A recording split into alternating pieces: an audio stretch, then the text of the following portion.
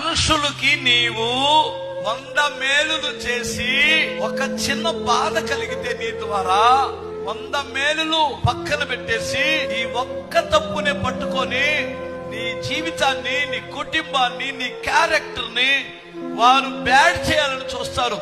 ఇది మనుషుల్లో ఉన్న మంచి మనసు. దేవుడు మర్చిపోయేవాడు కాదు, మనం మర్చిపోతాం. మనకు కృతజ్ఞత ఉండదు. దేవుడు మేలు చేసేంత వరకు ఒక రకంగా ఉంటాం, దేవుడు మేలు చేసిన తర్వాత మరొక రకంగా మారిపోతాం. ఆపదలో ఒక రకంగా ఉంటాం, ఆపద తీరిన తర్వాత మరొక రకంగా మారిపోతాం. మనల్ని దేవుడు ఎంతగా హెచ్చించాడో. 100 మేలులు చేసినా ఒక చిన్న నష్టం వస్తే ఏ దేవుడు అని తుస్కారంగా మాట్లాడేస్తాం.